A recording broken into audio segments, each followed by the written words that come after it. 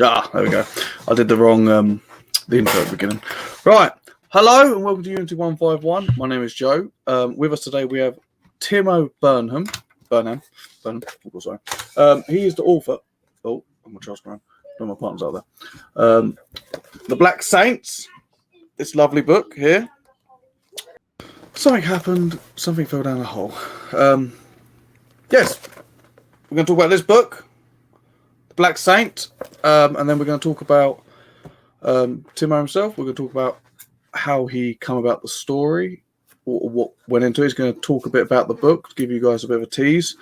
Talk about the cover, about the process, how he got the cover done. Then we'll talk about old books or new books coming, anything along them lines, and whatever else Timo would like to talk about. So, Timo, would you like to introduce yourself and tell them what you've been up to this week, and so on and so forth? Yeah, I'm Timo. This week, well, I guess it's the start of a new week. Oh yes. So, not much. Been writing? Worked out. Haven't written yet today, but that's the plan later. And I'm here now, so that's what I've been doing this week. That's cool. So tell us about the book then. What can you tell us about your book without spoiling it, but getting people interested? What do you reckon? Well, I think that little bit I put on Amazon is a really good way to pique people's interest in a very short amount of words, which is Batman meets Lord of the Rings. But essentially what I'm saying is it's like a take on a superhero, but it's set in a kind of medieval fantasy world. Cool. Which was my kind of first inspiration for the book as a whole, was the idea of telling this superhero origin story or vigilante origin story, but having it set in a fantasy world instead of our world or something close to our world. I understand. Is there magic? Do you have magic going on in your story?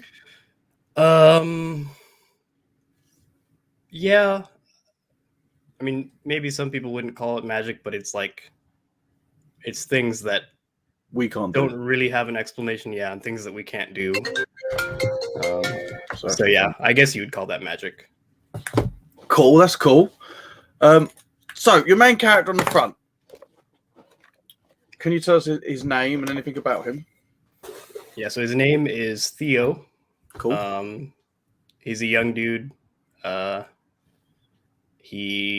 very beginning of the book, he moves from the country to this metropolis area, big city. And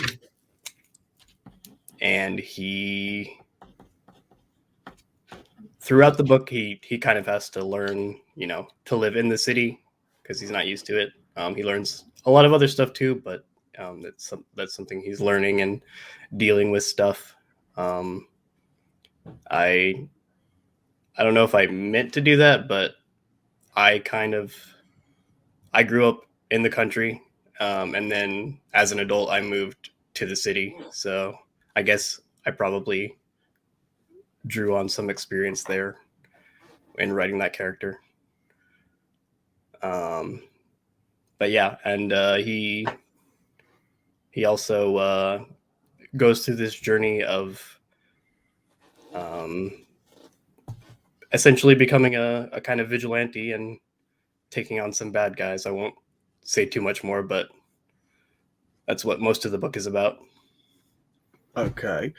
Well, regarding the bad guys, now, what sort of bad guys are we talking? Just a sort of bit of not so you don't spoil the story, but a bit of a hint, because people are going to, if they're watching this, they're going to be interested in your story anyway, I presume. Hopefully, fingers crossed. So what would you say, what are the bad guys like? If you can talk a little bit about them or anything, what would you say? So the primary villain is this nobleman, and there's in the city there are multiple nobles, and they kind of run the city. And the primary villain is this sort of nobleman who's on top. He's got like the most power and influence, and he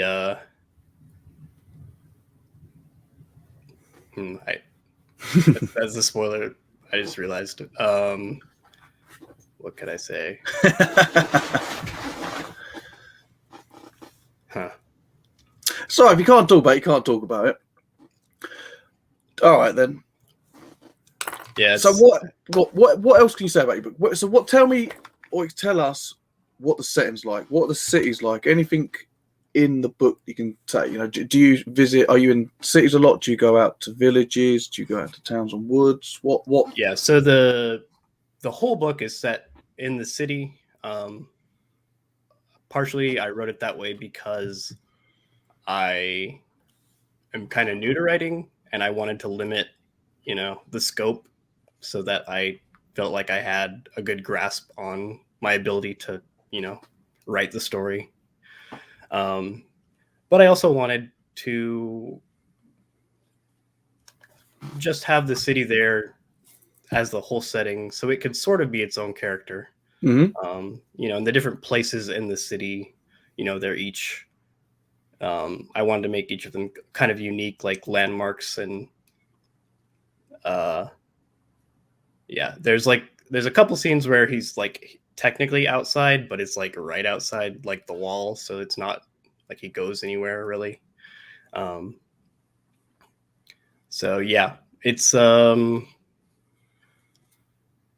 kind of like medieval European, but I also mixed in some more like Asian like influences as well. That's nice. Some of it is with like the food. So they eat a lot of like rice based stuff there, and a lot of what they eat as well as the fish, because there's a river. Oh yeah, there's a big river that runs right through the middle of the city. And there's a lot of fishing that they do. So there's a lot of fish that they eat. Which is similar to like what like the Japanese diet would be like or something. So my child. All right. So how did you come about the story? What gave you the inspiration, or did you brew on it for a while, or did you just think, right, I'm going to do a story 'cause I like this? How did you come about? I think probably the first thing was I grew up like watching superhero cartoons like Spider-Man, Batman, and so I really liked that like type of story.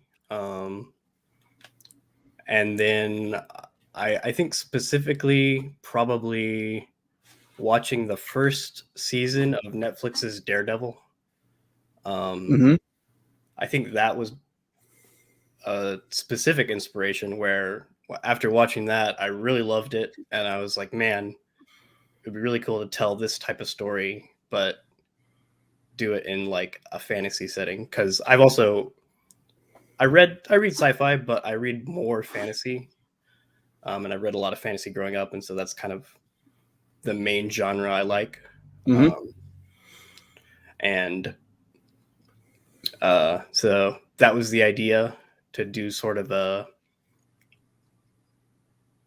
this like origin of like, you take your character from not really knowing anything to being this, competent, dangerous vigilante by the end of the story.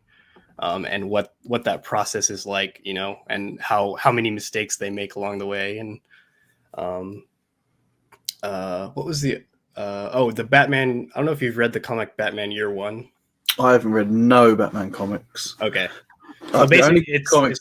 Go on, sorry, I was going to say what comics I read, but don't worry, go. yeah, it's essentially just like showing his first year as Batman, and so you see him. He doesn't know what he's doing most of the time. He's making all these mistakes and sort of barely like getting out alive, and getting hurt all the time because he's making mistakes. And I really like that idea of showing the beginnings, because usually when you think of Batman, he's like the peak. He's been at it for a while. Yeah, and he's like, he knows everything. He always makes like the perfect move and stuff, but we don't think about like how he had to learn all that and get to that point. And I really like the idea of telling that story of the beginning of it, when you're not perfect at everything. That makes sense. So it's also thriller. Yeah, action thriller. So he's going to be a bit of a detective, is he? Your main guy. What's his name? What did you say his name? Theo. Is he a bit of a detective? Not obviously like he. Go on. You tell me. I wouldn't call him a detective, but he does. I guess you would call it like some espionage stuff in the book, like some sneaking around, some looking for things. There's not like a ton of that, so I don't want to give the wrong impression, but there is a bit of that in there as well. I would say, there's more action than like the detective stuff, but there is a little bit of that as well. I love action. Don't worry, action. That's I love military sci-fi, but I like where it's just like action's going. You keep paging, and you just I just can't get enough of like ships blowing each other to pieces, Marines just annihilating each other. I love it. So action is great. Keep going, kill each other. Other characters, who else have you got in the book, or is it all focused just around him? Anything about side characters? Anything? So it is focused around him. There are other characters. He has they're basically best friends. This character named Jason, who they grew up together, out in the country, and then Jason moved to the city before Theo, like a couple years. And Jason is in the city, and he's an actor, and there's a theater there, and he acts in the theater. That's his job. Mm-hmm. And so he's already living there, and Theo moves into the apartment with Jason, because he doesn't have a place when he first moves there, obviously. And so Jason is sort of, showing Theo the ropes of, city life and where everything is and how everything is done and stuff. And Jason is also a much more like, he's very outgoing. He likes, to be around people all the time. And Theo's much more introverted. And it partially has to do with his special magical ability that he has, which I will let people read to find out exactly what's going on there. But no, that's cool. Yeah, and then there are some female characters that may or may not be love interests. And I can't say too much about them. There's spoilers there, but you can read and find out about that as well. That sounds very good. Yeah, and then there's this isn't too much of a spoiler, but at one point he meets a mentor character who sort of teaches him he's sort of his what would it be? His Obi-Wan to Theo's Luke Skywalker. Teaches him to become the vigilante that he eventually does become. I presume his name is obviously the Black Saint. Am I correct with that? Or am I wildly wrong? The name that his disguise, like the vigilante, yes, that's what people call him, basically. Okay. Can you go into about why that is, or is that got to find out in the book? You find out in the book. I'll just say, in this world, there aren't really like gods that people worship, but they are what people refer to as saints. Right. A little bit like in Catholicism, where you have the saints of that they kind of represent different things. It's the same idea. But there are these different saints that represent like art and like music, or like, you know, the night and stuff. And they yeah, I guess if I say too much more, I'll probably get an idea. away, but I understand. But yeah, so in this world, people, you know, people refer to saints kind of like that. And so you might already be, you know, figuring out where it's going, but I won't say anymore. I'll let people read and get the explanation. No, that's cool. No, sounds very interesting. I'm very curious. Your book cover. Now, I know the artist who done it. Now, how did you come about picking this specific thing that you know, that cover? How did you come about that, the process, and how did that work for you? I'll just say, so this is the cover. I'll put the cover up again. You can see. And that was done by, actually, my friend, NeutronBoar, again. Very, very good artist he is. Yes, very good. And he's a patient man as well. That's something I will say. Yeah? I am myself, and what we would say is someone who takes a piss. And I know he loves me for it. Anyway, go on. So how did you come about finding him and then getting your cover done and working at your process as well? Trying to remember how I found him. It was on Minds. I think he's maybe on one of many the platforms. He is. I think the Minds like official account used some of his art in like a post they were making about an update to the site. Cool. And so I think at that point I discovered him, and I like subscribed to his page or whatever. Yeah.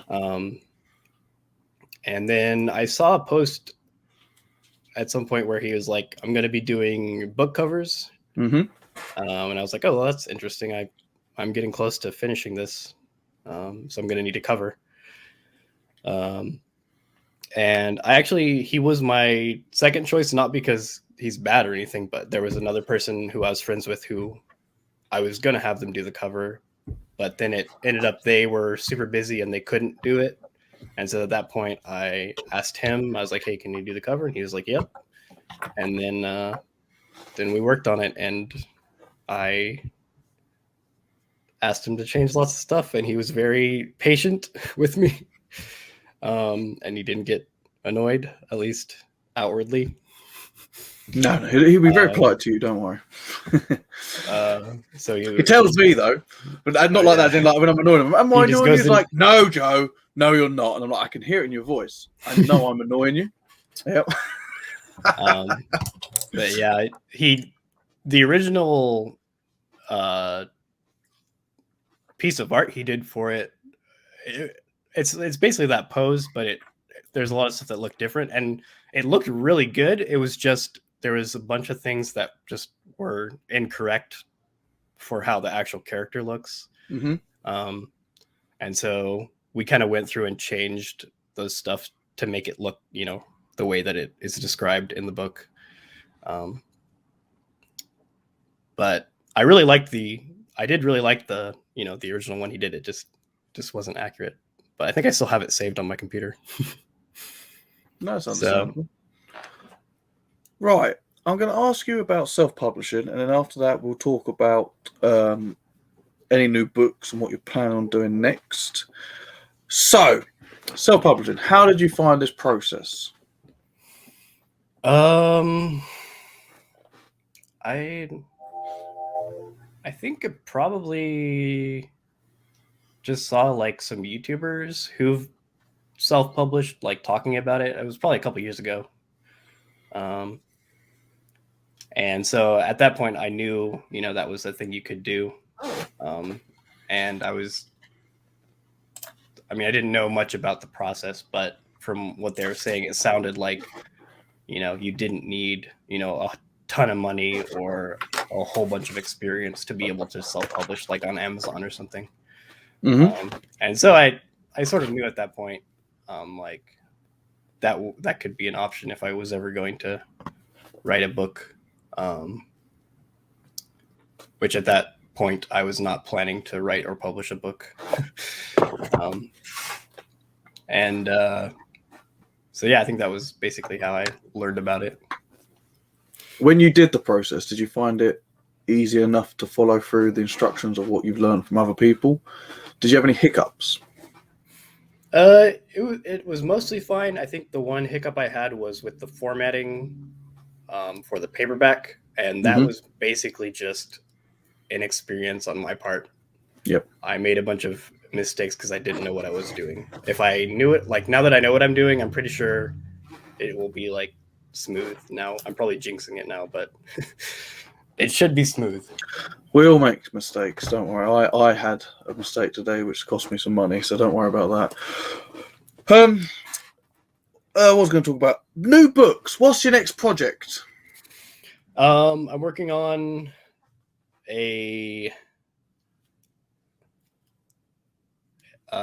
not set in the same world as the Black Saint. It's a different world. Okay. Like I call it my pirate story.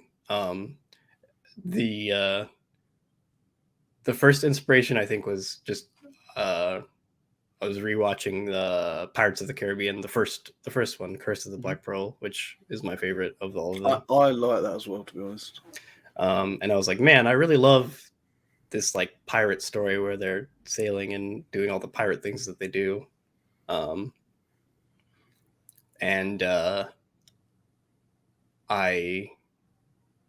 had this world that I kind of built, semi-built at that point. And I was like, I think that you could tell a kind of pirate story, in this one part of the world, and it would fit really well. And so then I started to kind of plot it out, and then once I felt like I had it decently plotted, I started writing, and I've realized now that whenever I think I've got, the plot nailed down good, I don't actually, but that's just kind of how writing goes. You just got to start somewhere, don't you? You do have to start at some point. So it's just. Have you got a working title? No, I don't. I'll figure it out at some point. But... So what can you say about it? So it's just pirates doing pirate stuff. So what, we're going to have ship battles, bit of shooting on islands, buried treasure. Is it going to be a big treasure to trying to find, or a person, or? Yeah, so I'll say, basically they're looking for a mysterious island, and the story is about the search basically, and there's some ship battles, some pirate coves, some island natives, some maybe some dead gods, or maybe some alive gods.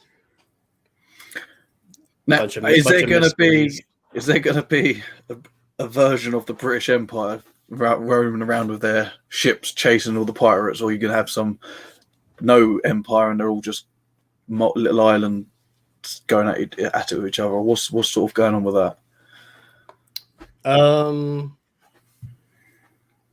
It's not really like an empire. It's maybe it's kind of is a different version, a little different word, but yeah. Like when there were the privateers that were like sailing around, and they didn't call them pirates, but they kind of were. Yes, legal pirates. I think it wasn't it? That's it. Yeah, a little bit like that. I would say, although there are no they don't have like gunpowder in this, so it's a little, I guess, less technologically advanced. So is it pre-gunpowder, or is this like a magic? Yeah, so it's a secondary world, but they just don't have gunpowder. Okay. So that means that the ship battles aren't like cannon shooting at each other and stuff. It's more like boarding each other and fighting. Yeah, you have to literally kill everyone to win it. Can't just blow a ship up. That's okay. That's interesting. No, Yeah. that sounds good. I do. Pirate ships, pirate battles have always been my thing. When a couple of years ago, I saw a bit of side train here. So I saw a video of this guy. He bought a little pencil sharpener cannon, and he drilled it out and put a little hole in the top. He bought a bit of a fuse, stuck a bit of fuse in there. He had rockets, like firework rockets. He took them apart, took all the gunpowder out, put them in there, put a little lead ball in there, lit them up, and fired them. And it fired a little projectile. And I thought, that's amazing. So I bought some, did it, kind of worked. I thought, I'm really into this. I then bought a wooden little ship, built the ship, and I wanted to start blowing out with the guns. And I had this whole imaginary story that I thought, that's it. I'm gonna have ships. I'm gonna have these little cannons. I'm gonna load little cannons, light them all up, and let it like do a proper like broadside into. Didn't work. Failed. It's all in a box, got crushed and ruined. I love pirate ship battles. When it comes to it, I really got into it. I either have no time in my life, or I have periods of where I've just got so much time I don't do it myself until I find something to do. And at that period of time, I had loads of time, and I thought, yeah, that's it. I'll make some pirate ships. I thought I even thought about I've had a bit of water, stick a couple boats in there, loads of these little cannons, light them up, and then if I could just get them all to fire at each other at once, that'd be amazing. I never got that far. Like I had one ship, it broke and died. The pencil things never worked. But the fact is, I loved it. Such good times. Sounds like it. Oh, it's just the dream world, which was what was more fun than actually trying, because the trying just failed. Oh, so Zay, have you got any other books planned? Have you got a sequel or anything planned for this one? Yeah, so I do have a sequel and probably multiple sequels planned for that one. Nice. I have, I think, most of the plot of the second book for the Black Saint plotted out right now. So I think probably when I finish writing this book, that's the next project. I have another, it's not a full-length book, it's like a novella that's already done not in the Black Saint world, but in the pirate world. Nice. It is when I say the pirate world, it's not a pirate world, that's one little part of it. I understand. We're calling it pirate world because you haven't got nothing else going. Yeah. Well, it was because that's how I introduced it to you, so that you'd know. That's but fine. Yeah, because my idea was to basically have this world, and I could write different books, and it wouldn't be like the sequel, but they would all be kind of standalone, but they would take place. They're all part of the same universe, but you don't need to read each book to understand the story. So you could read them, separately if you want. But then I also kind of have little like connecting bits where if you have read the other books, then you'll notice things that you wouldn't have otherwise. That's nice. And there is a bit of a like connecting story as well, but it's not, like I said, you don't have to have read the other books to enjoy one of the others. So yeah, that's what I'm working on.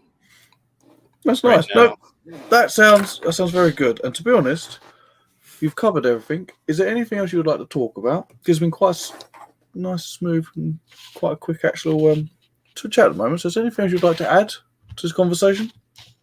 So my voice went really high then. Hit puberty, obviously. Oh. I don't think so. You happy? I'm pretty happy. You happy? Pretty happy. So you're not happy, you're just pretty happy. Could be a bit better, yeah? No, pretty happy is like very happy. No, I know. My partner, bless her, she cooks a lovely meal. Fabulous meal. Best meal you've ever had. And I'm like, it's good. I really like it. It's good. She's like, oh, just good, is it? It's good. I like it. I've told you it's good. I like it. This is good praise, If it's okay, I'm like, it's okay. If it's okay, it's edible. Maybe poisonous, but it's kind of edible. Her cooking's not poisonous. I'm glad she doesn't watch it. If she's read it, she'll attack me. Well, you're still alive, so clearly.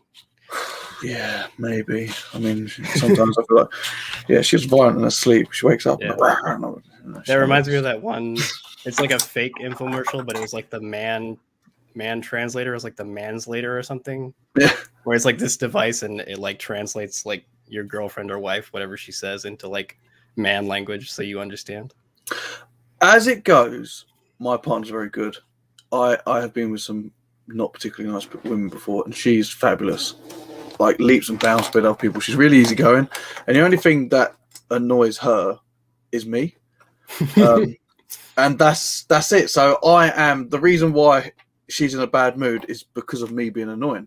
So it's only myself to blame, but you know, it's her fault really. I'm such a wind up. Right, I will add all of your description, your links and Amazon stuff, all in the description of the YouTube video.